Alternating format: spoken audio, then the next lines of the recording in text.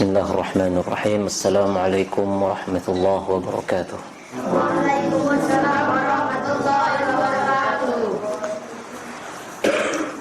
Innal hamdalillah nahmaduhu wa nasta'inuhu wa nastaghfiruh wa na'udzu billahi min shururi anfusina wa sayyiati a'malina. May yahdihillahu fala mudilla lahu wa may yudlil fala hadiya lahu. Asyhadu an la ilaha illallah wahdahu la syarika lahu wa asyhadu anna Muhammadan abduhu wa rasuluh. Bapak ibu-ibu jamaah sekalian yang dirahmati Allah Subhanahu wa taala, alhamdulillah segala puji hanya milik Allah Azza wa Jalla yang telah melimpahkan rahmat dan nikmatnya kepada kita, terutama nikmat yang paling mulia yaitu nikmat iman. Maka pantaslah dan wajib bagi kita untuk senantiasa bersyukur kepada Allah Subhanahu wa taala atas nikmat yang besar ini.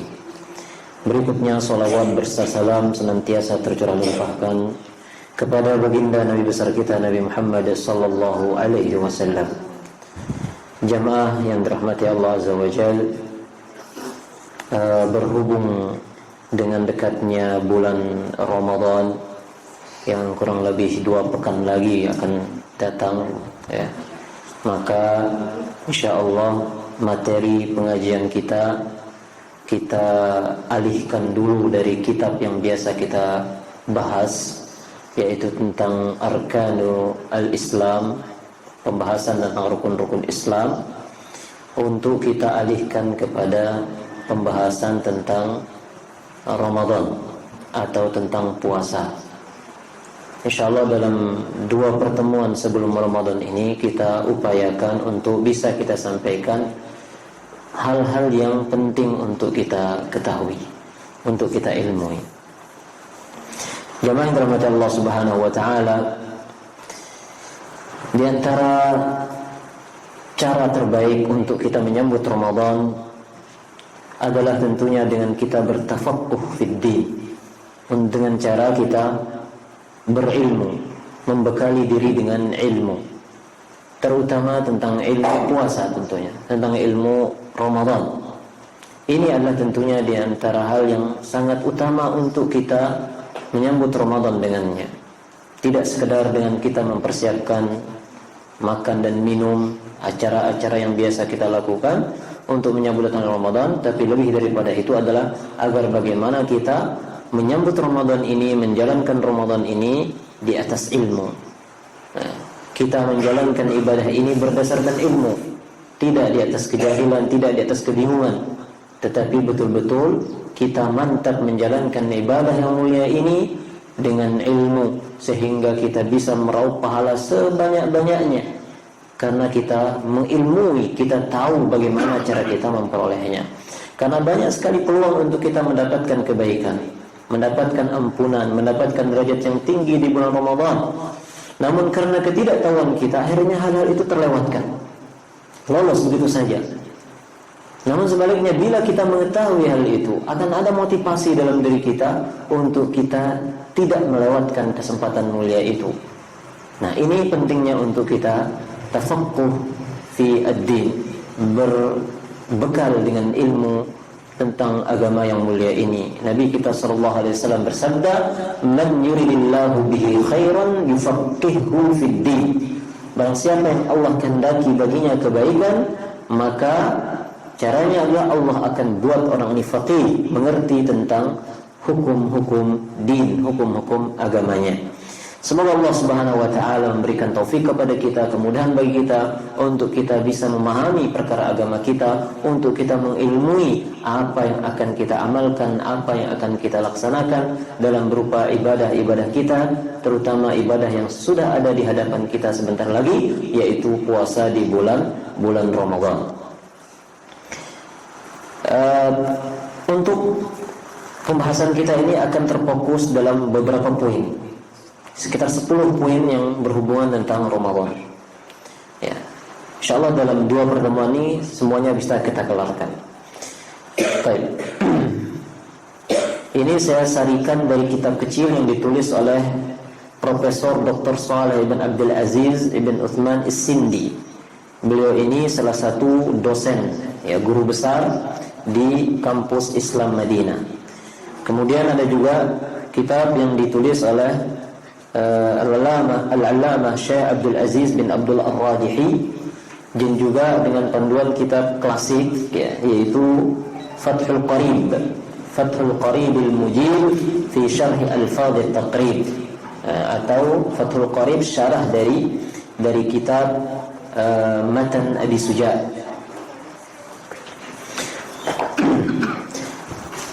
Di antara hal-hal atau poin-poin masalah yang akan kita bahas, yang pertama adalah duhul asy-syahr. Ya. Bagaimana kita mengetahui masuknya bulan Ramadan. Nah, ini penting pertama. Permasalahan yang setiap tahun selalu kita menemukan polemik di dalamnya. Ya, kita mendengar dalam berita bahwa di tempat tertentu memulai puasanya sehari sebelum kita mulai, di tempat lain mungkin 2 hari. Nah, di tempat ini begini dan begitu, pemerintah berbeda dengan instansi dengan kelompok ini atau ormas ini dan seterusnya. Nah, ini perlu kita ilmui bagaimana seharusnya. Agama kita tidak meninggalkan perkara ini begitu saja, tapi diberikan kita metode, diberikan kita manhaj dalam menentukan penentuan awal bulan Ramadan. Dukhul syahri Ramadan lahu tariqan. Mengetahui masuknya bulan Ramadan, awal permulaan bulan Ramadan itu ada 2 cara. Ada 2 cara. Yang pertama adalah imma ru'yatul hilal wa imma ikmalu sya'bana 30 yawman. Ya, ada 2 cara. Bisa salah satunya. Yang pertama adalah ru'yatul hilal, menyaksikan hilal. Menyaksikan hilal awal bulan. Dan yang kedua adalah melengkapi jumlah hari bulan Sya'ban menjadi 30. Ini 2 cara yang ditunjukkan oleh Rasulullah sallallahu alaihi wasallam.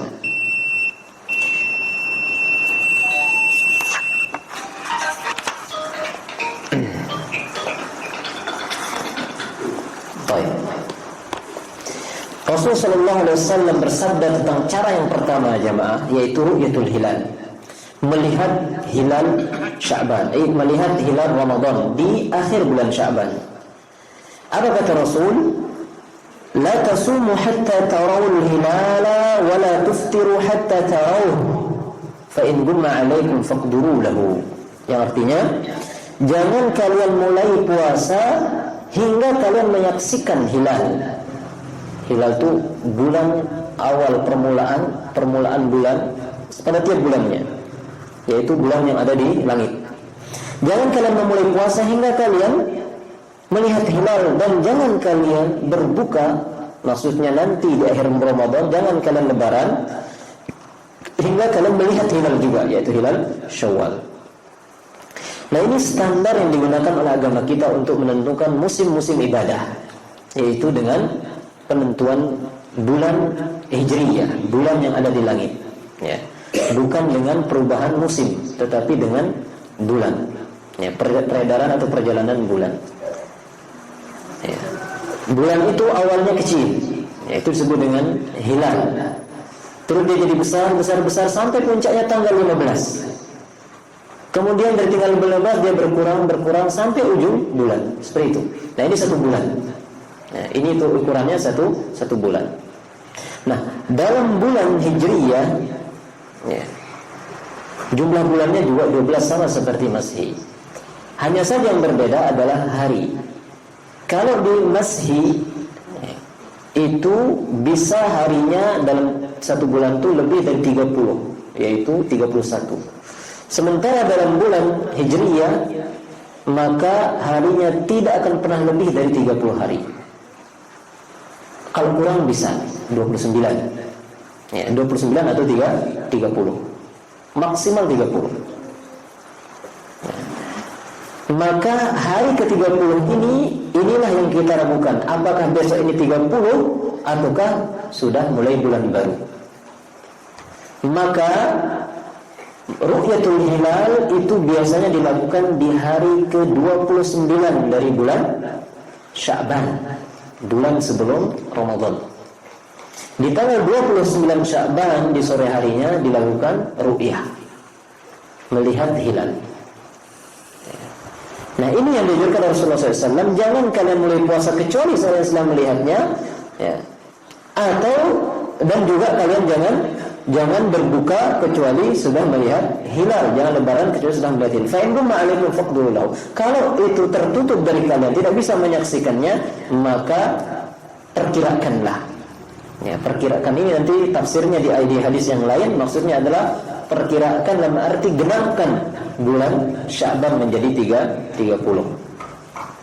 Nah, ini larangan Rasulullah SAW untuk mulai puasa kecuali dengan melihat ru'yatul hilal. Maka di zaman Nabi SAW beginilah yang dilakukan.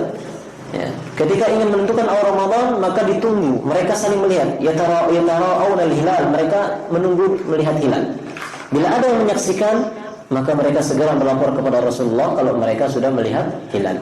Dan apabila Rasulullah SAW menerima persaksian mereka, maka kemudian Rasulullah suruh Bilal untuk mengumumkan di tengah kaum muslimin bahwa hilal sudah terlihat dan besok kita puasa. Ini cara pertama, yaitu dengan melihat hilal. Baik. Bila hilal tidak kelihatan, tidak tampak, fa in gumma alaikum, apabila hilal tidak kelihatan, tertutupi, apapun alasannya tidak kelihatan, entah karena tebalnya awan, banyaknya debu, banyaknya asap misalnya, atau badai debu, atau lagi hujan, banyak hal yang bisa menghalangi kita melihat hilal, atau memang dia nggak ada. Atau mungkin karena saking kecilnya tapi nggak kelihatan intinya. Maka kata Rasulullah SAW, fa'ungumma alaikum, bila tidak kelihatan, tertutupi dari kalian, fa'akmilu iddata Sya'ban. Maka ini cara kedua, yaitu sempurnakanlah bulan Sya'ban menjadi 30. Ya, sempurnakan menjadi 30 hari. Udah, ini pilihannya, cuma dua. Yaitu dengan cara kita melihat hilal. Bila hilal kelihatan, berarti besok puasa. Enggak ada hari 30 Sya'ban. Sya'ban cuma 29 berarti. Bila tidak kelihatan di hari 29 Sya'ban itu, apapun alasannya, maka genapkan Sya'ban menjadi 30 hari. Bila Sya'ban sudah 30 hari, maka pastinya setelah itu adalah tanggal 1 Ramadan. Ya. Wa hadha kama huwa hasil fi hadha al-'am. Nah, ini berhubungan dengan tahun beliau menulis kitab ini, bahwa beginilah yang terjadi di tahun ini, kata beliau, bahwa kita menyempurnakan bulan Sya'ban menjadi 30. Baik, ammal hisabul falaki. Kemudian beliau menyinggung tentang masalah hisab, karena sebagian menentukan dengan cara hisab. Kata beliau, fa innahu la ibrata bihi. Sungguh ini tidak memiliki, tidak dianggap, tidak menjadi standar dalam masalah penentuan awal bulan Ramadan. Wala yasihhu timaduhu la fi siyami wala fil fitri. Maka tidak boleh kita menggunakan standar ini baik untuk menentukan awal Ramadan atau menentukan akhir Ramadan. Bin nassi wal ijma', dan ini berdasarkan dalil nas Al-Quran dan Sunnah serta ijma' para ulama, bahwa kita tidak boleh menstandarkan penentuan awal Ramadan ataupun akhirnya dengan menggunakan al-hisab. Nah, kenapa demikian? Pertama, Rasulullah tidak menunjukkan ke arah itu. Rasul menyuruh kita ru'yatul hilal. Seandainya ru'yatul hilal tidak bisa, Rasulullah pun tidak menyuruh kita lari kepada hisab. Disuruh kita genapkan bulan Sya'ban. Dah. Padahal ilmu hisab ini sudah ada di zaman itu, dan jauh sebelum zaman Nabi sudah ada ilmu hisab. Orang yang mempelajari perjalanan matahari, ya, di mana letaknya tahun ini, bulan ini.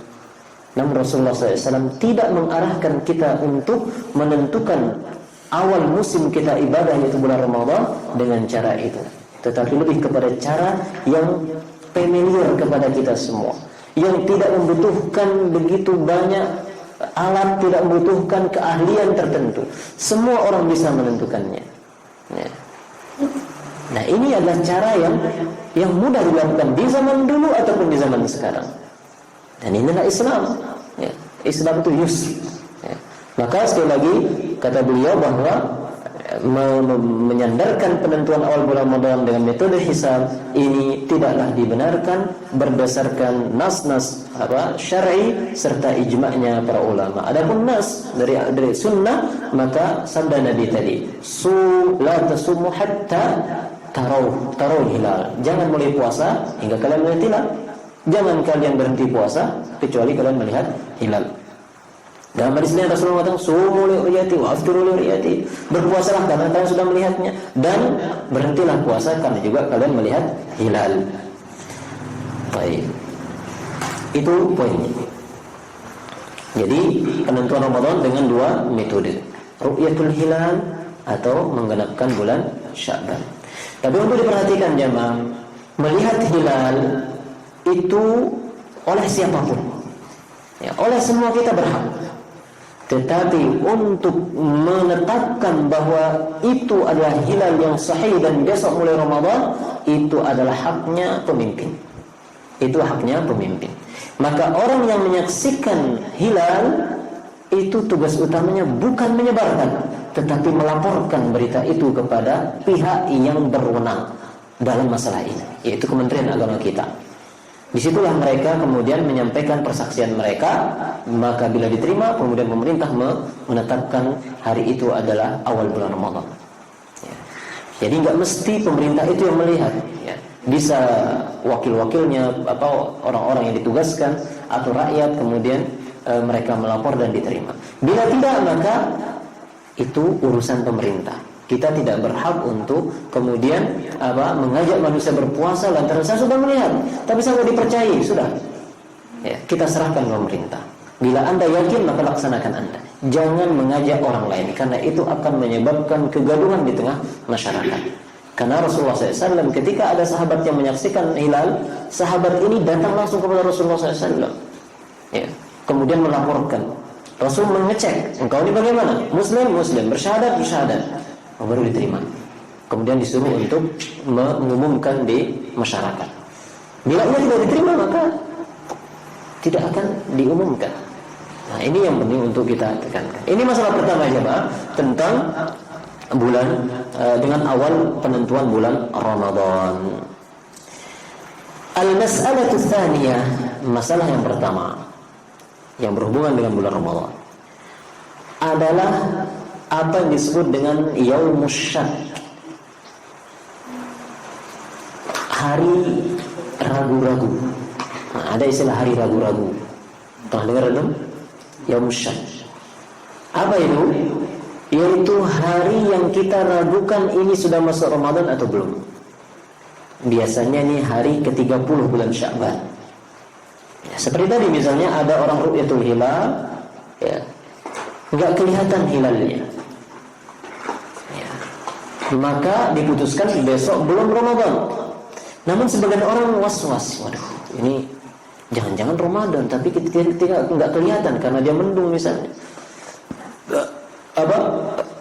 Hilal tidak dilihat karena ketebalan awan, karena mendung, karena hujan.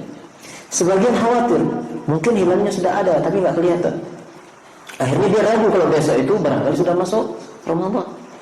Atau mungkin karena dia mendengar dari pengumuman yang lain bahwa menurut hisab besok itu Ramadan, ya sekian derajat, tetapi pemerintah dengan ru'yatul hilalnya tidak melihat dan diputuskan belum Ramadan.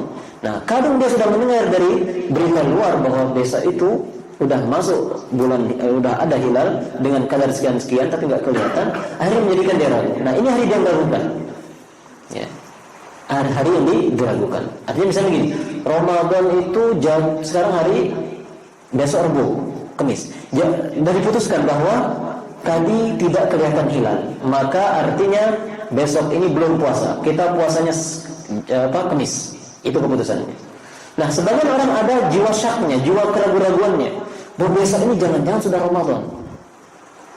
Nah, ini yang disebut dengan hari meragukan. Nah, bagaimana hukum puasa di hari meragukan ini? Ya, ini kan banyak terjadi dan tiap tahun hampir terjadi seperti ini. Baik.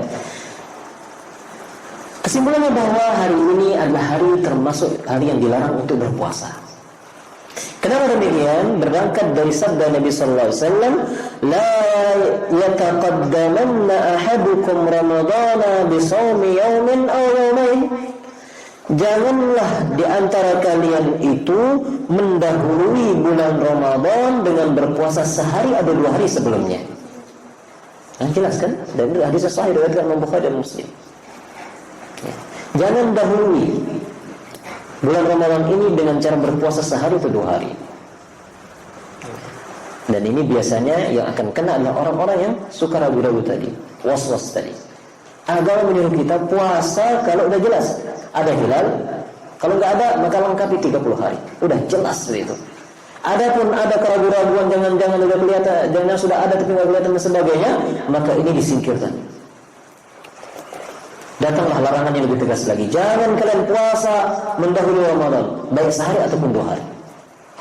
Kecuali, lanjutan hadis itu. Kecuali kalau ada yang sudah terbiasa puasa dan hari itu adalah kebiasaannya puasa, maka silahkan.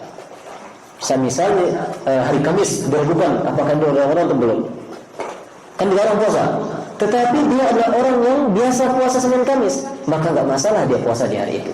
Bukan karena itu adalah hari yang meragukan, tetapi karena memang itu kebiasaannya. Ini nggak masalah. Ya, ini tidak masalah, silahkan puasa.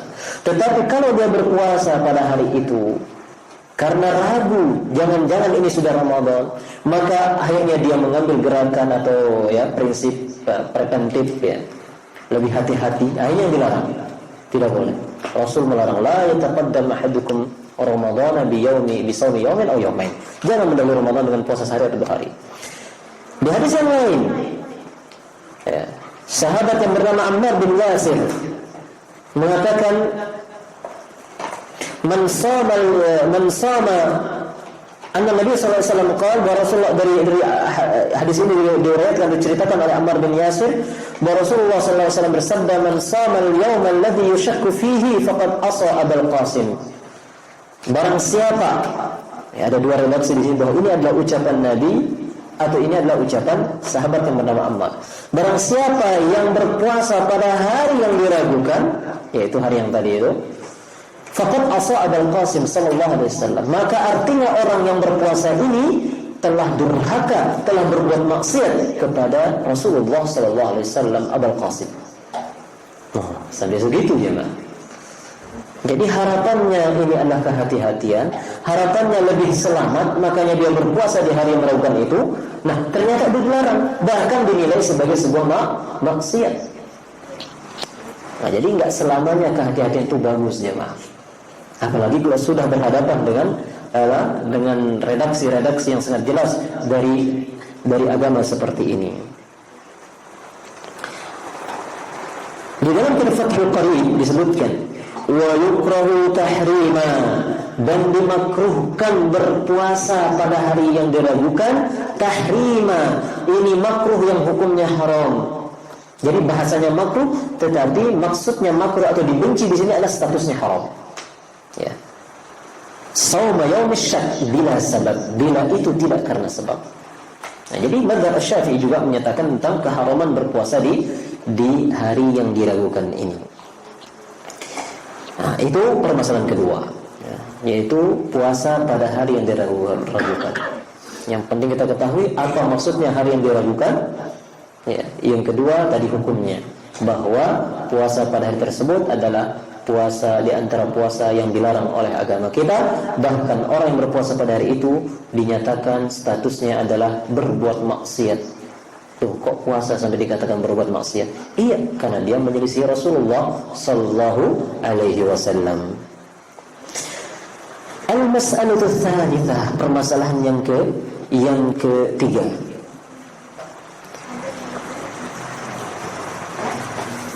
Ini permasalahan ketiga berhubungan dengan macam apa kondisi orang-orang yang berpuasa, antara yang sehat dan yang tidak mampu.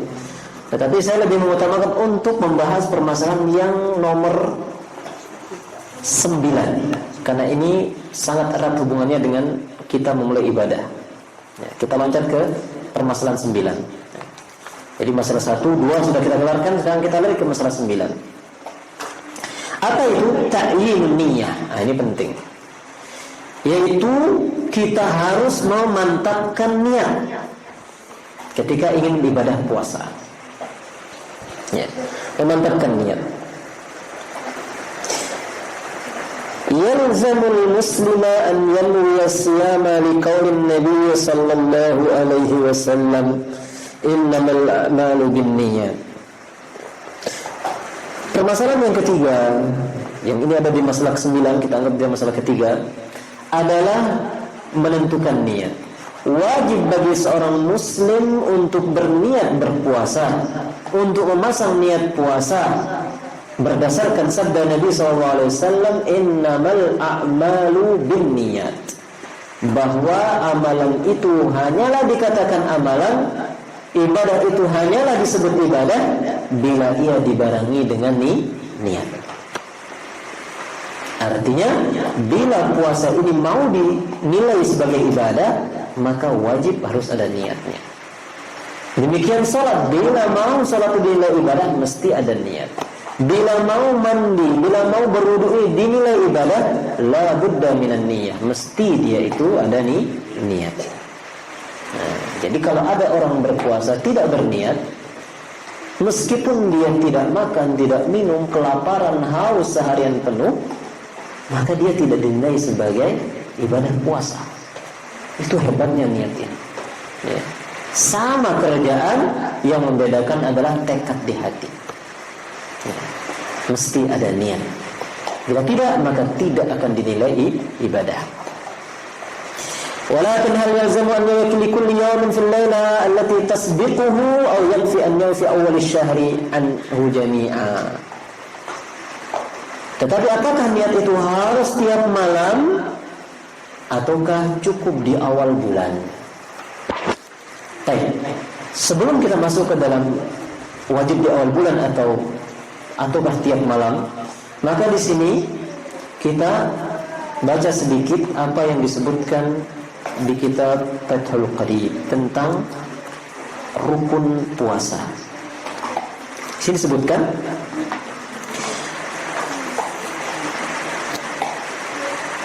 bahwa wa fara'idus shaumi arba'atu asya. Perkara-perkara wajib dalam puasa itu ada 4. Salah satunya ahaduha an-niyyatu. Salah satunya adalah niat. Nah, jadi ini hukumnya wajib. Kata beliau an-niyyatu bil qalbi.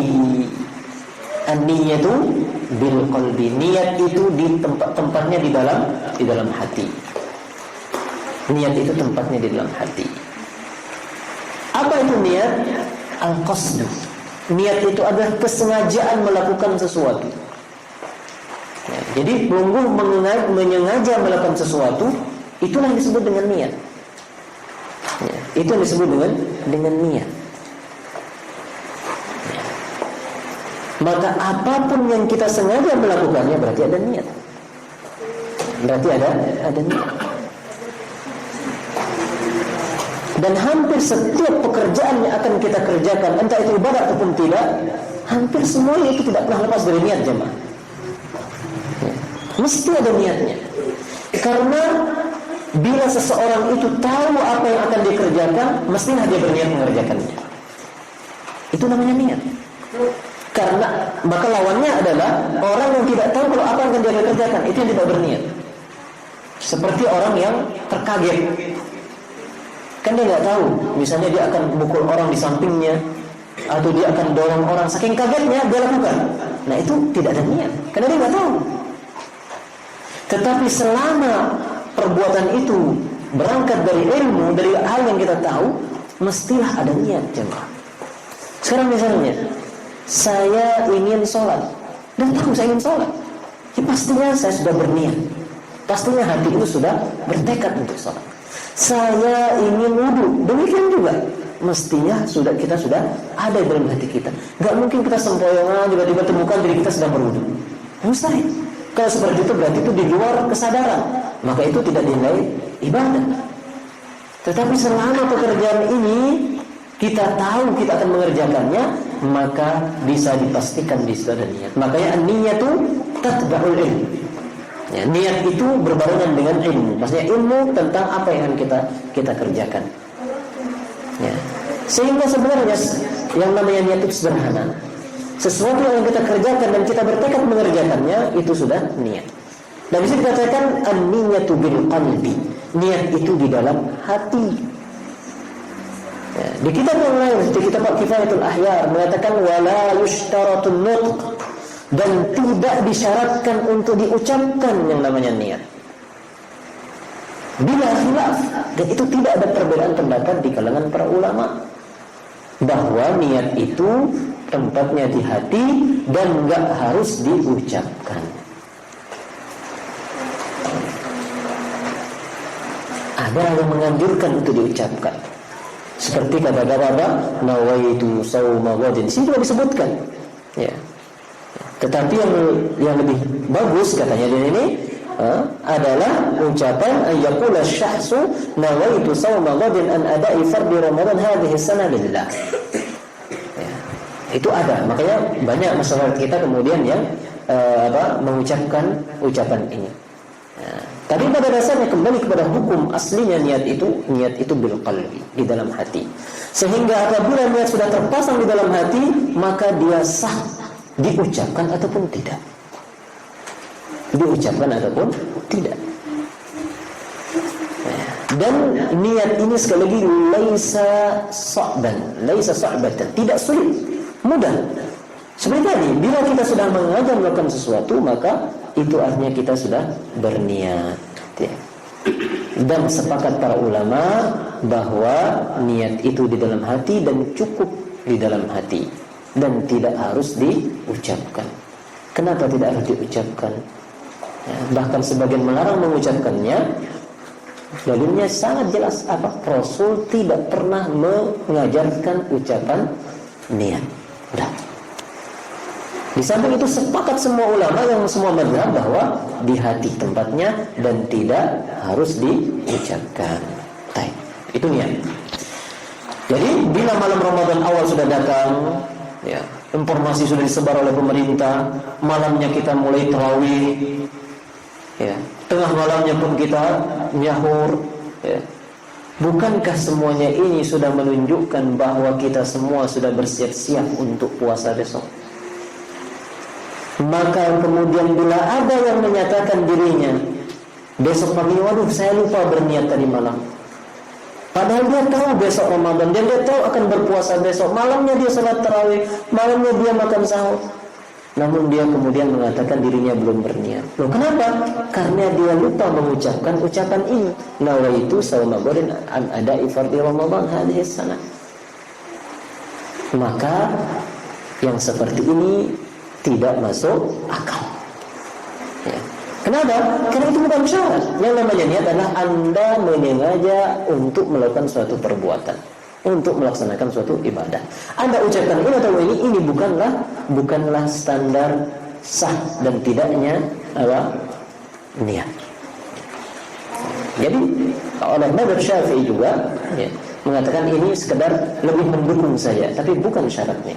Ya, lebih mendukung saja. Ya. Adapun sebagian ulama yang lain mengatakan tidak perlu, karena memang Nabi tidak mengajarkan.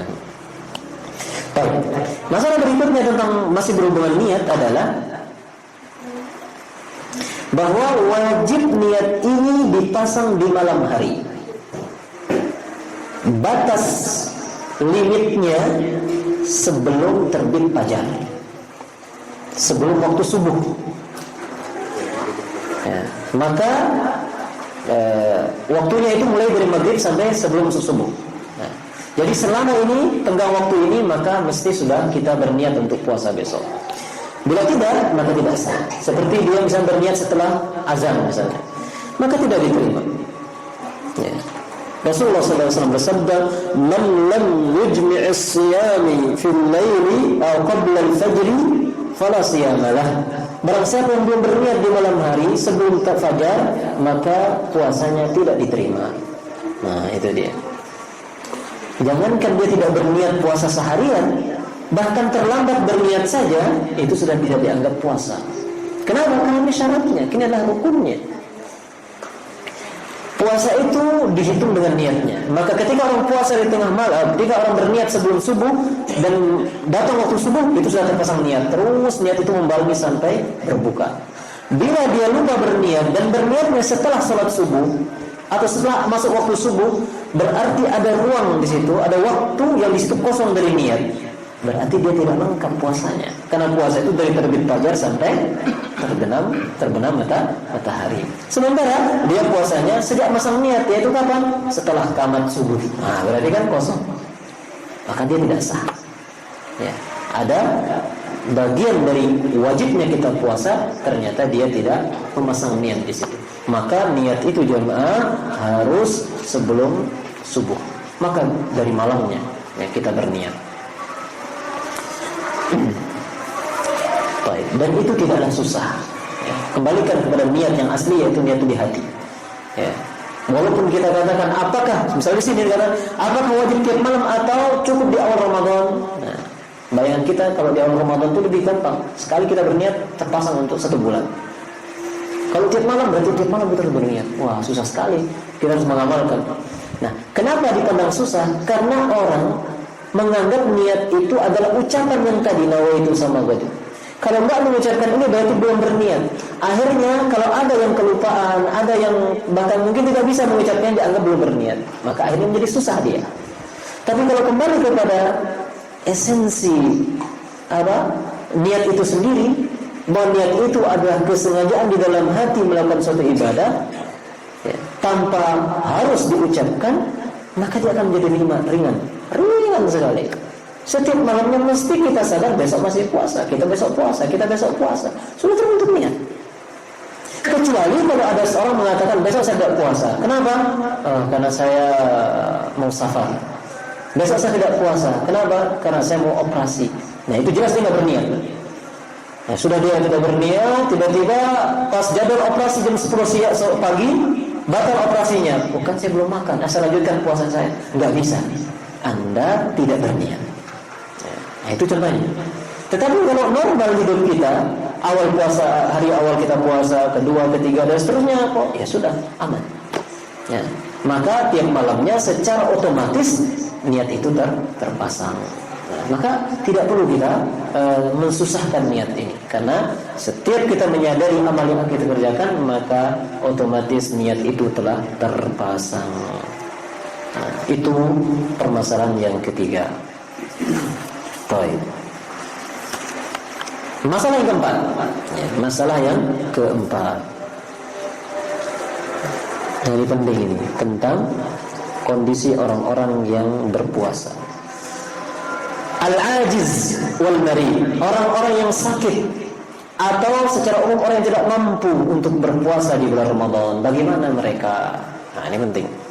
Pertama, ammal ajizu fa huwa alladhi la yatamakkanu min as-shaum. Adapun orang-orang yang tidak mampu, yaitu orang-orang yang tidak bisa melaksanakan puasa, imma li adami taklifihi. Sebabnya mungkin karena memang dia tidak kena kewajiban. Seperti anak kecil itu enggak wajib. Maka jelas orang enggak ada urusannya. Atau orang dewasa tapi dia gila, majnun, kal majnun. Nah, ini orang yang tidak mampu berpuasa ya. Tetapi dia memang aslinya tidak dibebankan, enggak ada kewajiban ya. Karena dia tidak ada akal ya. Kal majnun. Atau sebab kedua adalah li adami qudrati, atau jenis orang yang dia tetap wajib, dia kena kewajiban tetapi dia tidak mampu melaksanakannya. Nah, jadi orang yang tidak mampu ini ada dua ya.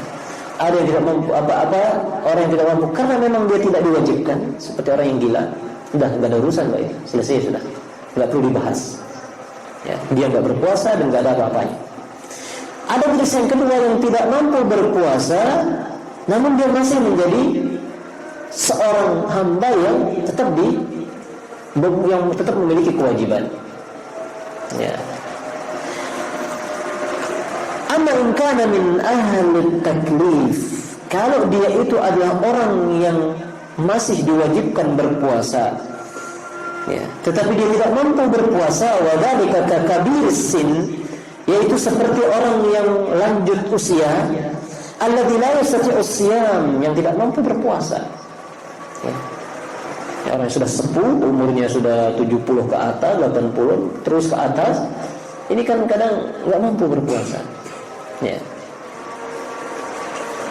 Fa'innal wajib an yut'ima min malihi, maka orang-orang seperti ini, mbah-mbah kita yang sudah sepuh, nggak usah dipaksa puasa.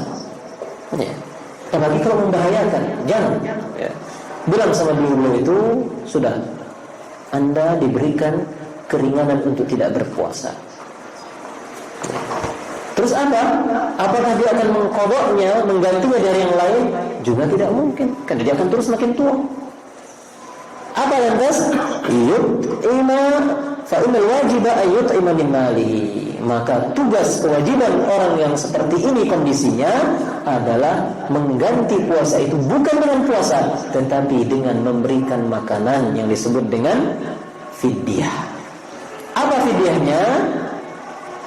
Fidyahnya adalah 1 mud, memberikan beras kepada orang fakir miskin. Ya, 1 mud fakir miskin. 1 mud itu berapa? 1 mud itu sekitar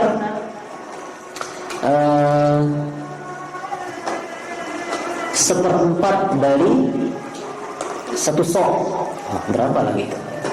Jadi ini hitungan Nabi. Nah, ini 1 mud ini. Ukuran tangan orang Arab. Itu orang mana? Kita orang Indonesia. Jadi sekarang itu sudah dibulatkan, yang 1 sok itu adalah 2,5 kilo. Yaitu seukuran mengeluarkan apa? Zakat fitrah. Itu 1 sok, jemaah. Ya. Nah, yang namanya 1 mud itu adalah 4 kali, 1 sok itu 4 kali mud. 4 mud, ya, berarti 1/4 mud. Maka tinggal 2,5 kilo itu dibagi 4. Berapa jadinya?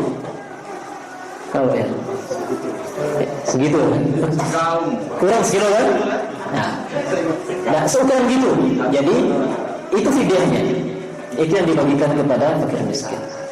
Berapa hari dia tidak berpuasa, maka sejumlah itu yang dikasihkan. Dan caranya ada 2, jemaah. Bisa dengan mengasih barang mentah tadi, beras tadi seukuran begitu, ya. Jadi 2,5 kilo itu bagi 4, 1 bagian itu untuk 1 hari. Atau cara kedua adalah dengan cara memberi makan langsung. Kita panggil, kasih makan sampai kenyang. Udah. Pilih mau yang ini atau yang itu. Boleh. Ya. Dan caranya juga bisa tiap hari, sehari satu, atau di ujung bulan dikumpulkan. Misalnya puasa Ramadan tahun ini 30 hari, maka kumpulkan 30 orang, kasih makan. Atau 29 hari, kumpulkan 29 orang, kasih makan. Ya. Dan sudah, itu caranya. Nah, ini penting untuk kita-kita yang punya orang tua yang sudah lanjut usia atau kakek, ingatkan mereka. Ya. Dengan catatan mereka itu masih akalnya sehat. Kalau sudah tidak memiliki pengetahuannya sudah lepas, ya, hilang dari kontrol, seperti orang sudah umpuh dan sebagainya, ya sudah, itu sudah nggak diwajibkan. Ya. Nah, ini yang masih kena wajib. Dia tua, sangat tua, tetapi dia masih menerima, masih bisa interaksi. Maka ini dia kena. Jadi orang tua seperti itu tidak wajib untuk berpuasa, tetapi dia harus memberikan fidyah. Fidyahnya tadi itu. Dan 2 caranya, dengan cara memberikan, ya, 1 mud, ya, atau dengan cara ya, memberikan makan. Baik. Masih dalam permasalahan yang keempat ini, ya, yaitu orang yang tidak, tadi orang sakit, sekarang tadi orang tua, sekarang orang sakit. Nah, kita lanjut sedikit, jemaah, supaya kita tuntaskan poin yang keempat ini. Orang sakit, jemaah. Amal maridu fal maridu thalathatu ahwal atau thalathu ahwalin. Adapun orang yang sakit di bulan Ramadan, mereka ada 3 kondisi. Al-ula an yakuna al-mardu mardan yasira. Jenis yang pertama atau kondisi yang pertama adalah sakit yang ringan, sangat ringan. seperti flu, pilek, gatal-gatal, atau koreng misalnya, atau luka oleh pisau kan ringan, bukan luka yang berat ya. Ini sekedar luka pisau dapur, gecok bawang, ini sakit namanya, tetapi ini sakitnya ringan. Maka yang seperti ini kalau dia berpuasa dia tidak membahayakan dirinya kalau berpuasa. Fahadal marid la yajuzu an yuftir. Maka orang yang seperti ini sakitnya tidak boleh dia berpuasa. Bal wajibun alaihi yaqum. Dia tetap wajib berpuasa. Wajib tetap berpuasa. Itu yang pertama, sakit yang ringan. Yang kedua, ayakun hadal marid yadurruhu shaumu. Bahwa sakit yang ia derita ini kalau berpuasa dia akan semakin membahayakan dirinya. Setelah dia periksa, dokter menasihati jangan puasa. Kalau kau puasa makin parah. Kalau puasa semakin parah. Seperti orang apa misalnya? Seperti sakit mah misalnya. Sakit mah ya. Atau yang sering naik asam lambung kan? Terlambat makan sedikit. Nah, kalau dia berpuasa, wah sudah bakal KO. Maka hal yang sudah diberikan rekomendasi oleh dokter itu jangan berpuasa, maka orang yang seperti ini semoga kita dihindarkan dari penyakit yang seperti itu, maka dia tidak boleh berpuasa. Bukan hanya boleh tidak berpuasa, tapi dia tidak boleh berpuasa. Yahrum ala hadzal badannya, haram hukumnya untuk dia berpuasa. Karena dia akan membinasakan dirinya. Nah, itu agama ini. Saking disayangnya umat ini, kalau dia akan beribadah dan akan membinasakan dirinya, jangan. Haram untuk beribadah. Wa wajibun alaihi an yuftira. Dia harus berbuka, dia harus berbuka. Baik. Nah, nanti ini orang yang sakit seperti ini, yang kalau dia berpuasa akan berbahaya baginya, dia juga dua kondisi. Kondisi apa? Penyakit ini ada harapan sembuh. Sama penyakit ini nggak ada harapan sembuh. Nah, ya kan? Orang cuci darah misalnya, ya Pak Sanusi. Ya. Dia kalau nggak makan bisa lemes. Kalau nggak minum obatnya bisa lemes. Dia harus makan tiap hari. Nah, maka dia harus makan. Ya. Dia tidak boleh berpuasa. Nah, penyakit seperti ini termasuk penyakit yang tidak memiliki harapan sembuh menurut dokter. Gak ada harapan sembuh. Jadi cuci darah itu hanya untuk membantu menggantikan kerja ginjal. Adapun untuk sembuh, maka jalan satu-satunya kata mereka adalah cangkok. Carikan donatur dan diganti. Ada untuk menyembuhkannya tidak. Sama seperti penyakit mah misalnya. Ini penyakit mah sudah akut, nggak bisa sembuh. Nah, orang yang sakit seperti ini dia haram berpuasa dan kewajibannya adalah sama seperti orang tua tadi. Kan sama, orang tua nggak mungkin dia akan muda lagi. Maka tugasnya apa tadi? Tidak bukan mengqada tetapi memberi makan. Ya, memberi makan. Nah, demikian juga dengan orang yang sakit yang tidak ada harapan sembuh menurut dokter ya. Kalau kita kembali kepada Allah semua mungkin. Ya. Secara medis dia tidak dapat sembuh. Maka ini sama statusnya seperti orang yang lanjut usia tadi. Dia tidak boleh puasa dan kewajibannya adalah untuk memberi makan dengan seukuran yang sama. Kalau penyakitnya itu ada harapan sembuh jemaah, maka ketika bulan Ramadan itu dia tidak boleh berpuasa. Misalnya ada sakit di luar Ramadan, dia kalau berpuasa akan membahayakan dirinya, membuat sakitnya semakin parah. Maka di sini dia tidak boleh berpuasa. Tetapi ini ada harapan sembuh. Nah, kalau dia ada harapan sembuh, maka tunggu dia sembuh. Nah, tunggu kapan dia sembuh. Kalau dia sembuh, maka ganti. Nah, begitu. Nah, kebanyakan kondisi yang mana jemaah? Kondisi yang pertama, kedua. Kalau kita sakit di luar Ramadan itu, yang kedua kan, kita ada harapan sembuh, tapi nggak tahu ya. Kadang-kadang kita orang nggak sembuh juga, ya, lolos, ya, meninggal misalnya. Maka kalau itu kejadian, secara sakit dia bisa sembuh, maka dia tidak fidyah. Ya. tidak fidyah. Kemudian ditunggu qadarullah umur nggak panjang, meninggal. Padahal perkiraan dia akan sembuh. Maka kembalikan kepada yang tadi, yaitu cara gantinya adalah dengan membayar fidyah. Itu kondisi yang ketiga jemaah, sakit yang membahayakan puasa maka dia haram berpuasa. Ya. Adapun apa yang dilakukan sebagai ganti dengan kriteria tadi, sakitnya apa? Kalau sakitnya ada harapan sembuh, maka tunggu dia sembuh dan ganti puasanya. Kalau dia penyakit yang tidak ada harapan sembuh, maka sama statusnya seperti orang yang berumur atau berlanjut usia, yaitu membayar fidyah, makan satu orang kenyang setiap harinya. Nah, itu dia tentang 4 permasalahan yang berhubungan dengan puasa. Ini penting jemaah, semuanya sangat penting karena kita sebentar lagi akan puasa. Kita akan menghadapi gunjing di awal penetapan bulan Ramadan. Ya, kemudian kita juga akan berniat di malamnya. Ada orang yang puasa di hari yang meragukan, bagaimana hukumnya, serta kondisi-kondisi kita ketika dalam bulan Ramadan. Ada yang sudah lanjut usia, ada yang kurang sehat. Ya, sehatnya seperti apa? Ya. Kondisi yang ketiga yaitu dari orang yang sakit ini tadi kan sakit yang biasa maka dia tetap berpuasa. Sakit yang membahayakan dia kalau berpuasa maka haram dia berpuasa. Yang ketiga kondisi adalah ayyakuna mimman yashqa al-siyam duna darar. Orang yang sakit bila dia berpuasa tidak membahayakan sakitnya. Ya, tidak membahayakan sakitnya. Ya, artinya kalau dia puasa ya bisa. Ya.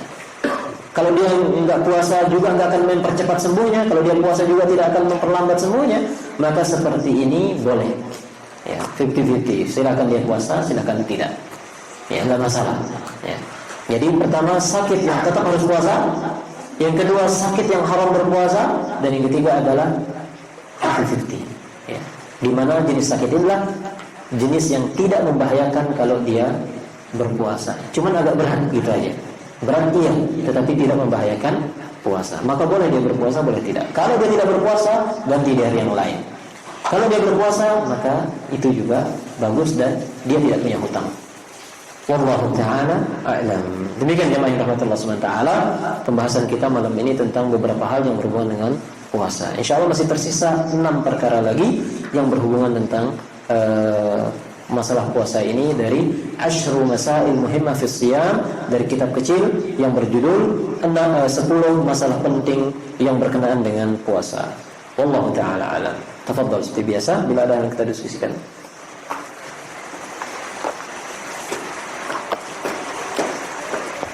Silakan ya. Mungkin itu sesi tanya jawab kita ratil di menit depan. Oh gitu. Karena materinya sama. Materinya puasa secara umum, cuman poin-poinnya beda. Nanti kelupaan deh kalau di. Kita nyatet pertanyaan. Ya, terserah. Mungkin lagi ada lagi. Nanti kalau ditahan Pak Bian bakal lupa nanti. Biar dia besok datang maksudnya. Besok nanya lagi dong Pak. Dia nggak datang besok. Kalau udah. Ya, assalamualaikum. Assalamualaikum.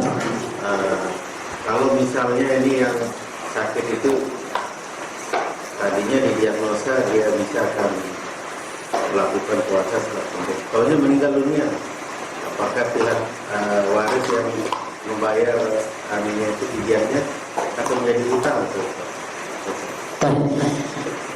Dia sakit? Dia sakit tadinya, dia sakit kalau saya sembuh saya ganti puasa. Akhirnya dia nggak puasa bulan Ramadan. Iya, akhirnya puasa. Setelah bulan Ramadan belum sempat mengganti meninggal. Iya, Ya. menjadi waris pihak Baik. keluarga atau bisa keluarga membayarkan karena Pertama, ya, kewajiban bagi orang yang gini kondisinya adalah memberi makan. Dari mana dia memberi makan? Kalau dia punya harta peninggalan, maka dari sana diambil. Kalau dia nggak punya, maka dari ahli warisnya. Dia punya anak, dia punya saudara misalnya, maka mereka yang mengeluarkan dana untuk itu. Gitu. Allahu a'lam. Untuk melanjutkan puasa orang meninggal tadi. Ya, misalnya gini, sekarang Ramadan sakit Ya. dan tidak puasa. Akhirnya selesai bulan Ramadan. Dia mengatakan insya Allah nanti saya sembuh. Setelah saya sembuh saya akan ganti. Ternyata setelah lebaran tidak sembuh-sembuh, meninggal. Kan belum puasa, belum diganti, belum dikodok. Ya. Maka di sini dia statusnya adalah diganti dengan fidyah. Dengan fidyah oleh ahli waris. Diambilkan dari harta yang dia tinggalkan. Kalau ada, kalau nggak ada maka ahli warisnya yang membayarkannya. Atau ahli warisnya nggak punya, mungkin temannya. Ya, ingin berbuat baik kepada dia, tetangga. Mungkin saya punya harta lebih, saya membayarkan dia, nggak apa-apa. Allahu a'lam. Yang mau bertanggung jawab. Ya. Demikian cukup. Ya, wallahu taala alam. Semoga apa yang kita sampaikan ini jelas, bermanfaat, dan kurang lebihnya mohon maaf. Subhanallah wa bihamdika asyhadu an la ilaha illa anta astaghfiruka wa atubu ilaik. Assalamualaikum warahmatullahi wabarakatuh.